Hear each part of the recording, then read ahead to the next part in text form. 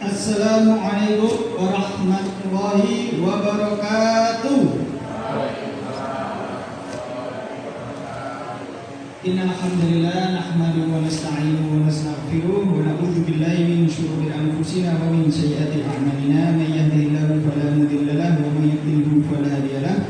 Asyhadu an la ilaha illallah wa anna Muhammadar Rasulullah.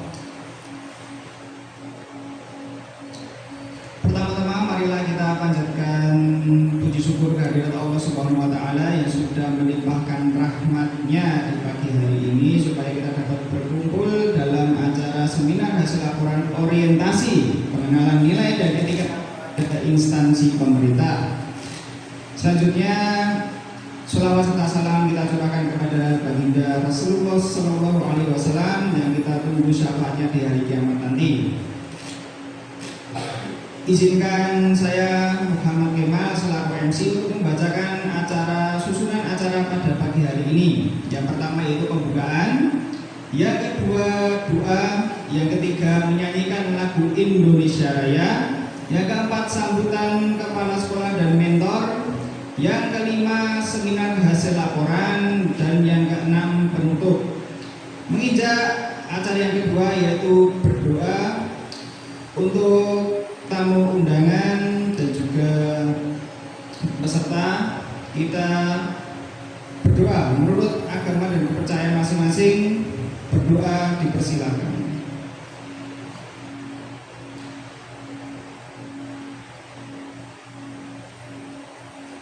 Berdoa selesai. Menginjak acara yang kedua yaitu menginjak acara yang ketiga yaitu menyanyikan lagu Indonesia Raya. Untuk dirijen dipersilakan. Untuk peserta dan tamu undangan dimohon berdiri.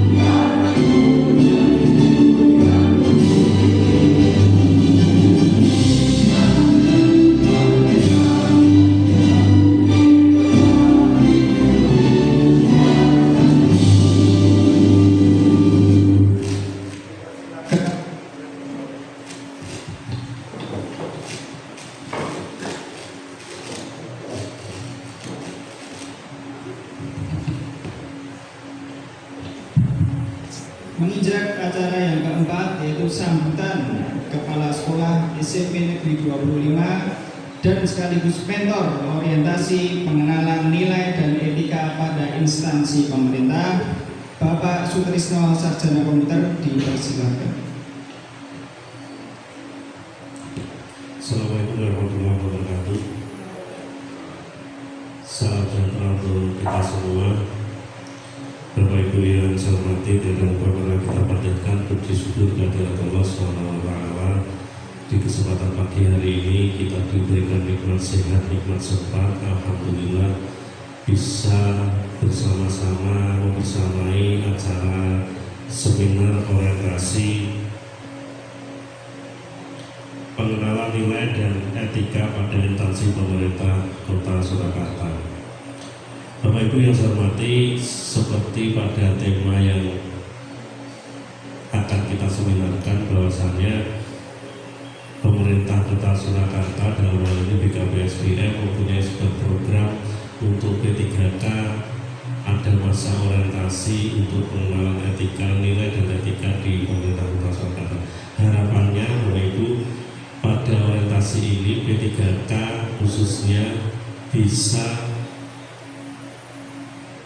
mengetahui pada umumnya adalah visi-visi, misi dan sebagainya dari pemerintah Kota Surakarta, dan paling kecil, paling ujung yaitu mengetahui visi-misi dari sekolah, di mana visi-misi sekolah sendiri memang di breakdown dari visi pendidikan nasional ke visi kota, turun ke visi dinas pendidikan, dan yang terakhir di visi pendidikan.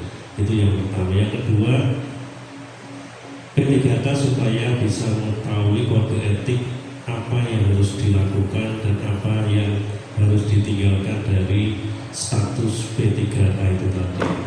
Oleh sebab itu, BKPSDM mengangkat sebuah gagasan orientasi ini bertujuan kedepannya mempunyai P3K yang kualitas sesuai apa yang diharapkan dari pemerintah. Selanjutnya, terima kasih juga kepada kelompok 2 orientasi di periode ini yang telah berjuang membuat sebuah gagasan atau membuat sebuah inovasi untuk sekolah. Mudah-mudahan nanti apa yang menjadi inovasi, apa yang menjadi paparan nanti di presentasi seminar ini bisa terwujud dan bisa terlaksana untuk perkembangan SMP Negeri 25 Kota Surakarta. Demikian sedikit sambutan, semoga acara seminar hari ini nanti berjalan lancar, dan sekaligus dengan ucapan Bismillahirrahmanirrahim, seminar orientasi pengenalan nilai dan etika pada instansi pemerintah Kota Surakarta kelompok 2 ini saya letakkan di Buddha. Terima kasih, kurang lebihnya minta maaf. Assalamualaikum warahmatullahi wabarakatuh.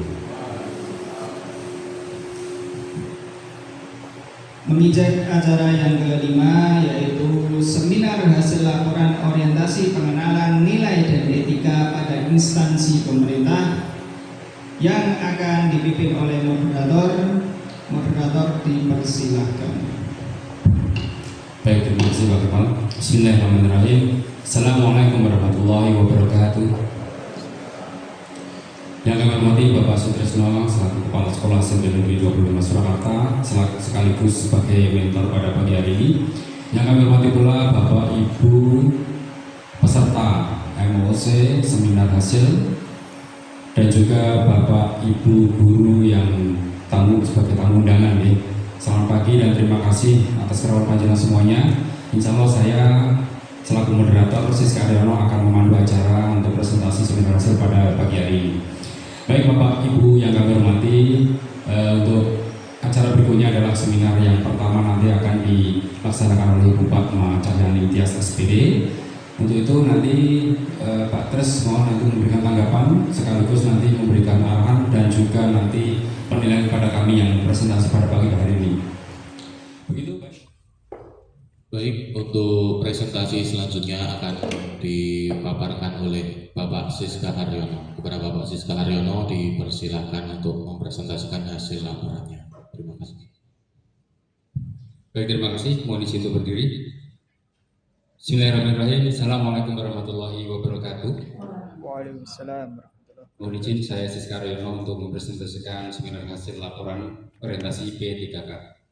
Yang kami hormati Bapak Sutresno selaku Kepala Sekolah dan sekaligus juga mentor SMP Negeri 25 Surakarta.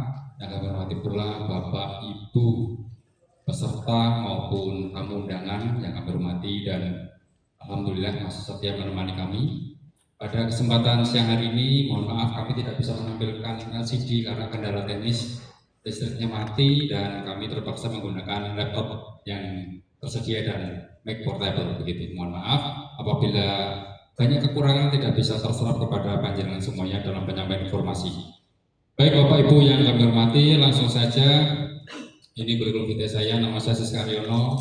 Saya bekerja unit kerja di SMP Negeri 25 Surakarta. Dan selanjutnya saya menjadi guru BK di sini di SMP Negeri 25 Surakarta. Adapun judul seminar yang saya angkat, membangun budaya positif untuk mengatasi perilaku membolos dengan menggunakan segitiga restitusi. Kenapa tema ini saya ambil? Karena kebetulan di sekolah kita, sekolah kami ini sedang gencar-gencarnya perilaku membolos. Ada beberapa siswa, tidak banyak, hanya beberapa siswa yang melakukan perilaku membolos dan sempat kita diskusikan dengan jajaran guru dan juga kepala sekolah maupun Wakasek, sehingga ini sangat menarik sekali untuk kita bahas. Adapun isi laporan di pendahuluan nilai dan etika pemerintah Kota Surakarta, nilai etika organisasi, kemudian rencana hasil kerja dan terakhir nanti ada statement untuk refleksi. Baik, untuk latar belakang orientasi menurut Undang-Undang Nomor 5 Tahun 2014, ASN dibagi menjadi dua. Yang pertama tentunya PNS, ya, ASN tetap. Kemudian yang kedua ASN sebagai kontrak, ya, istilahnya perjanjian kerja begitu. Dan setiap ASN dalam perjanjian kerja ini wajib mengikuti orientasi seperti halnya hari ini. Kemudian untuk tujuan orientasi membentuk moralitas yang tinggi, meningkatkan profesionalisme, mengenalkan nilai fundamental dan juga mendorong refleksi diri terkait dengan sikap dan perilaku peserta didik. Kemudian untuk jadwalnya, untuk orientasi kita sudah mengikuti alurnya semuanya dari pembukaan, kemudian ada juga pretestnya, kemudian kita evaluasi juga dan juga kita diskusi dengan kepala sekolah beserta juga anggota yang lain. Dan juga yang terakhir seminar pada hari ini kita laksanakan sebagai bentuk bomnya, lapor-lapor kita nanti akan kita upload untuk sebagai pertanggungjawaban untuk laporan tertulis. Kemudian selanjutnya visi dan misi pemerintah Kota Surakarta mewujudkan Surakarta sebagai kota budaya modern, tangguh, gesit, kreatif dan sejahtera. Ini tidak luput dari program kerja Wali Kota Surakarta. Ini program 5 tahunan yang harus dijalankan oleh semua unit kerja dalam lingkup pemerintah Kota Surakarta. Dan selanjutnya nilai dan etika organisasi, khususnya Dinas Pendidikan, terwujudnya layanan pendidikan yang bermutu dan paripurna. Kita sebagai pendidik tentunya selalu berkompetisi untuk meningkatkan kualitas pendidikan kita, kualitas layanan kita terhadap peserta didik sehingga terjamin pendidikan anak generasi bangsa nanti akan mencetuskan, akan melahirkan pemuda-pemuda yang kreatif, inovatif, dan mandiri. Selanjutnya, nilai dan etika unit kerja di SMP Negeri 25 Surakarta yaitu unggul dalam mutu, santun dalam perilaku, kompak berdaya. Dan tentunya diaplikasikan dalam sebuah misi-misi di SMP Negeri 25. Ada pentingnya beribadah karena kebetulan di SMP Negeri 25 ada beberapa agama, Islam, Kristen, Katolik, dan tentunya semua sudah dipegang oleh guru agama masing-masing yang profesional. Dan tentunya ini juga akan perlu adanya pengembangan dalam pembelajaran. Kemudian rencana hasil kerja latar belakangnya ada 3 yang akan kita angkat sebagai isu yang menarik di tahun-tahun ini. Yang pertama, perilaku membolos siswa yang terjadi di SMP 25 karena sudah terpantau dalam catatan piket maupun BK. Kemudian yang kedua, kurangnya kesadaran siswa mengenai pentingnya sekolah untuk masa depan. Dan yang ketiga, kurangnya perhatian atau motivasi dari orang tua. Ini sangat menarik sekali Bapak Ibu karena memang di sekolah kita ini adanya perilaku membolos pastinya ada alasan, pastinya ada dorongan kenapa mereka melakukan perbuatan itu. Tidak lain tidak bukan ada beberapa poin yang sangat menarik dalam perhatian saya bahwa kita harus segera mencari problem solving-nya. Dan untuk rumusan masalah, bagaimana sih peran guru BK dalam menemukan problem solving untuk perilaku membolos siswa? Kemudian yang kedua, bagaimana langkah yang perlu kembangkan untuk menciptakan budaya positif di sekolah. Ada dua hal itu yang perlunya nanti kami pelajari bersama untuk kita cari temu kenali permasalahan yang ada di dalam peserta didik. Kesimpulan sementara untuk peran saya sebagai guru BK untuk menciptakan budaya positif di sekolah adalah seorang guru yang baik harus memiliki kemampuan dalam mewujudkan budaya positif di sekolah. Tentunya ini tidak hanya saya saja yang berdiri di sini untuk menggerakkan budaya positif di sekolah, tetapi kami mengajak jajaran seluruh guru dari atas kepala sekolah, wakasek, kemudian wali kelas dan seluruh bapak ibu guru yang berada di unit kerja atau warga sekolah untuk bersama-sama menciptakan budaya positif. Adapun kita awali dengan disiplin positif untuk budaya positif yang akan kita gerakkan. Ini tentunya pendekatan disiplin yang mengajarkan tanggung jawab kepada anak. Jadi tidak serta-merta kita selalu memberikan perintah, tetapi kita juga akan mengajak diskusi bagaimana sih nanti terbentuknya tanggung jawab dan kemandirian pada siswa.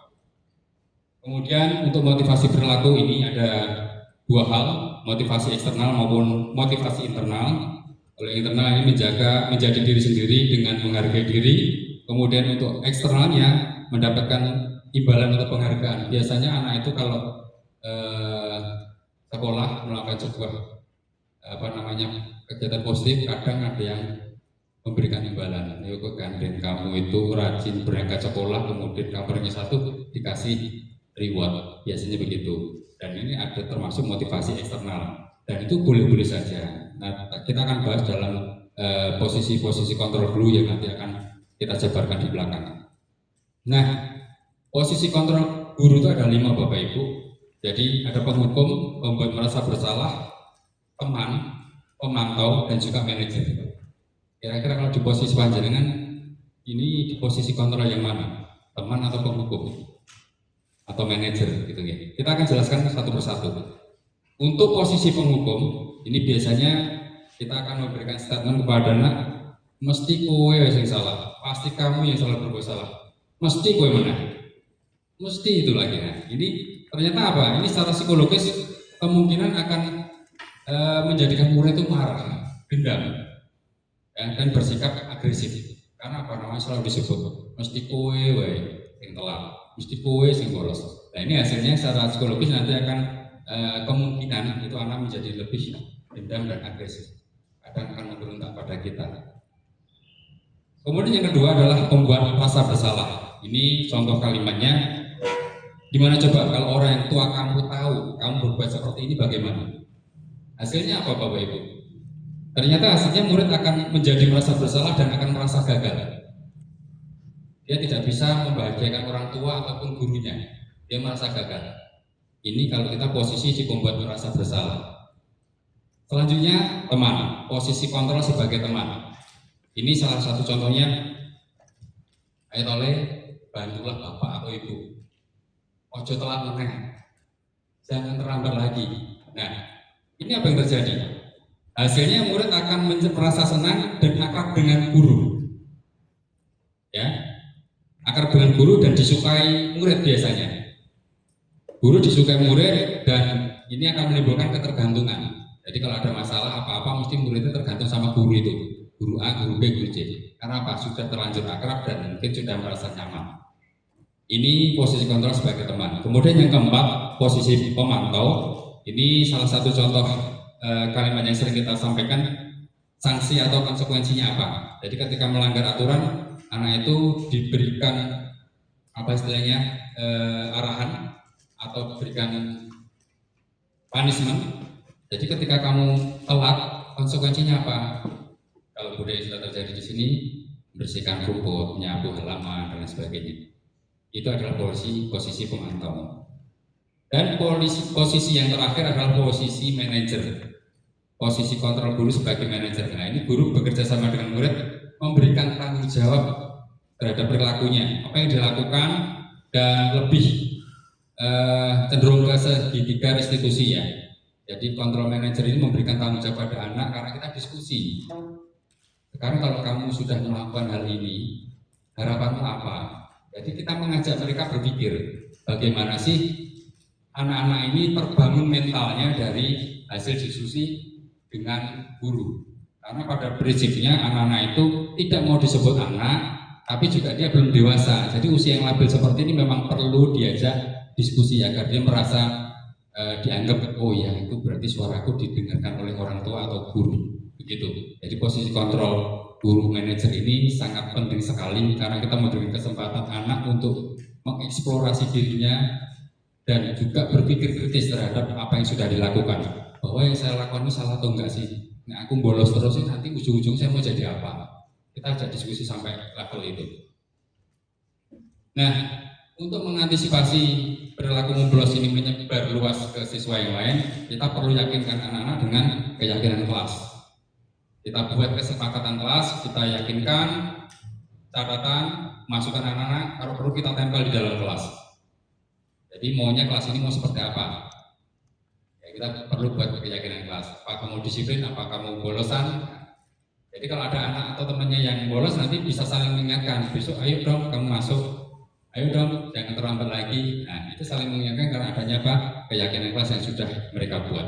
Dan keyakinan kelas ini berbeda dengan tata tertib. Ya. Kalau tata tertib tidak dibuat oleh sekolah dan mengikat. Kalau keyakinan kelas ini anak-anak dipastikan mereka yang buat menjadi sebuah kesepakatan bersama di dalam kelas. Nah, ini adalah inti dari pembahasan kita tentang segitiga restitusi. Itu ada 3 hal. Yang pertama, menstabilkan identitas. Apa itu menstabilkan identitas? Ini adalah sebuah upaya kita memberikan pengalaman sukses. Kalau anak pernah gagal, bukan berarti anak kita itu akan menjadi orang yang gagal seumur hidup.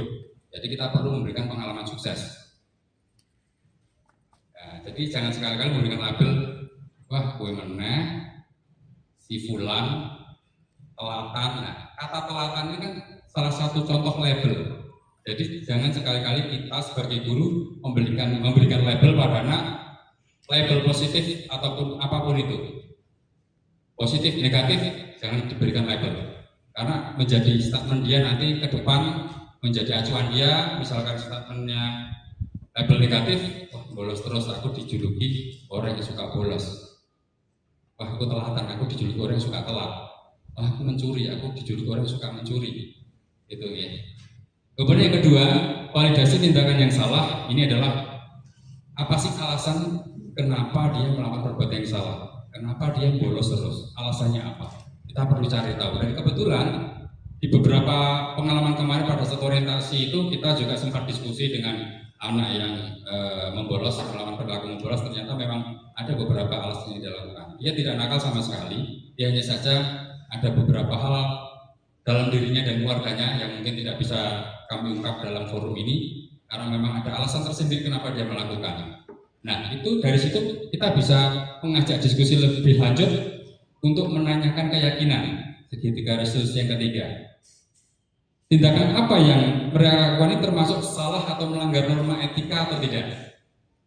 Kemudian dia bisa menjawab, oh ternyata iya Pak. Terus apa yang ingin kamu lakukan? Terus harapanmu apa? Ke depan nanti ketika kamu nanti pengen sekolah di sini atau pengen lulus dari sini, harapanmu apa? Pengennya seperti apa? Kita gali potensi anak melalui diskusi tertutup bukan empat mata ya. Kemudian untuk refleksi yang sudah kami lakukan, peran saya sebagai guru BK adalah membangun posisi budaya positif, diantaranya disiplin positif, teori kontrol, posisi kontrol guru, keyakinan kelas, dan segitiga restitusi. Kemudian hal yang menarik bagi saya adalah penerapan segitiga restitusi dan kontrol guru sebagai manajer di sekolah ini saya gunakan. Karena menurut saya ideal sekali untuk posisi manajer. Hingga membentuk siswa menjadi pribadi dan menemukan jati dirinya. Karena dia merasa diorangkan, diajak diskusi, diajak ngobrol seperti orang dewasa gitu. Ini tadi sudah.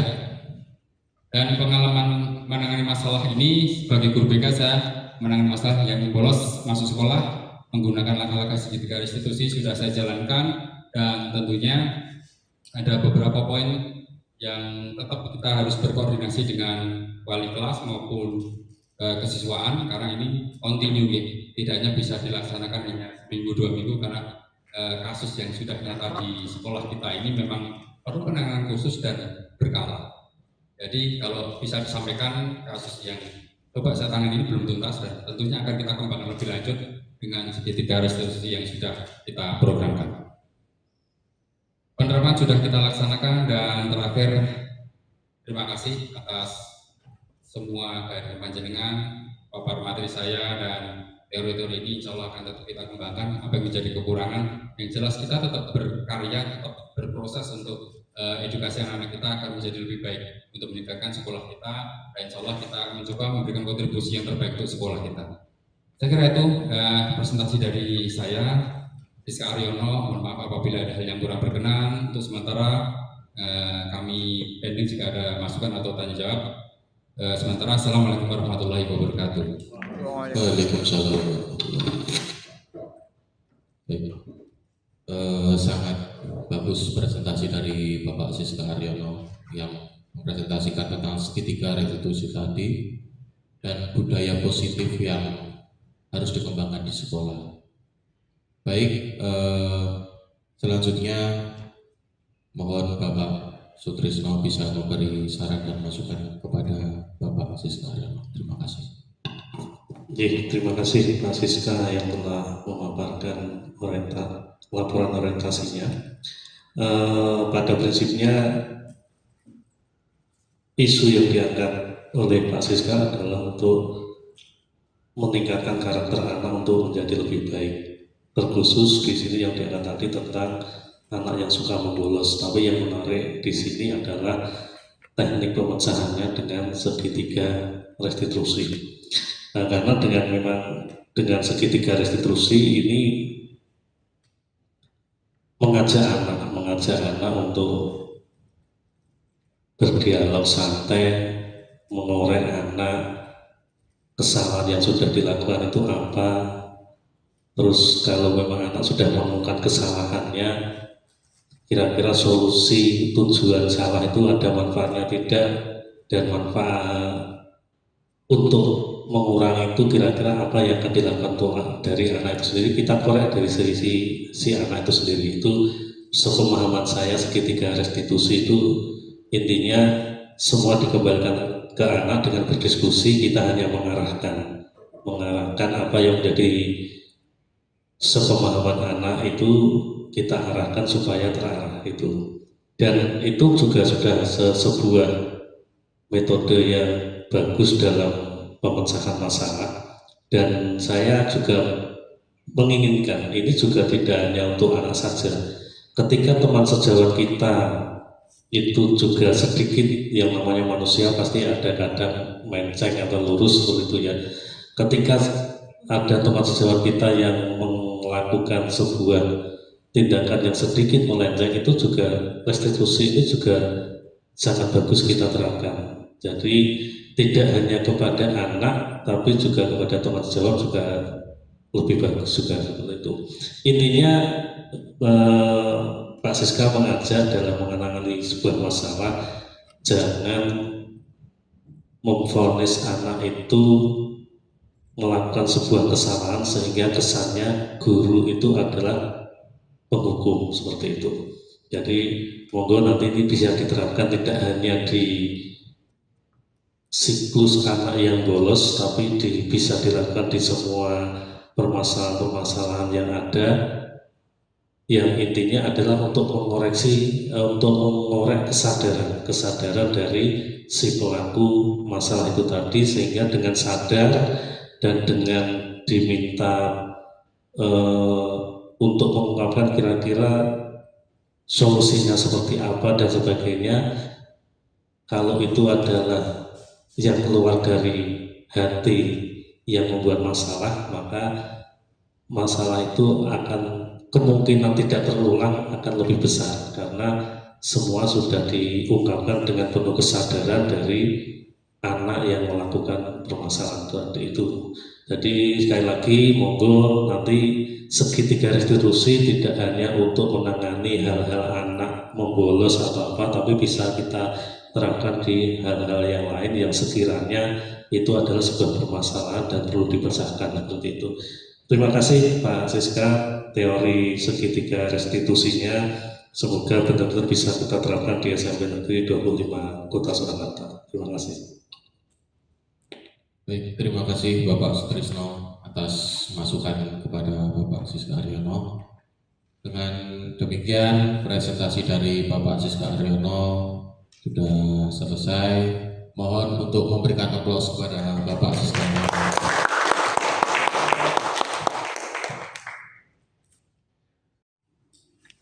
Demikian tadi pemaparan dari Bapak Ibu yang presentasi di pagi hari ini. Untuk acara selanjutnya kami kembalikan kepada MC yang bertugas. Terima kasih. Terima kasih moderator. Acara demi acara sudah kita lewati. Terima kasih kepada Bapak Ibu yang sudah menghadiri sampai selesai. Untuk acara selanjutnya yaitu penutup. Demikian presentasi daripada seminar hasil laporan orientasi, semoga membawa manfaat dan berkah untuk kita semuanya. Kita tutup bersama-sama dengan bacaan Alhamdulillah. Alhamdulillahirabbil alamin. Saya Muhammad Kemal Ibrahim Wibawa izin undur diri.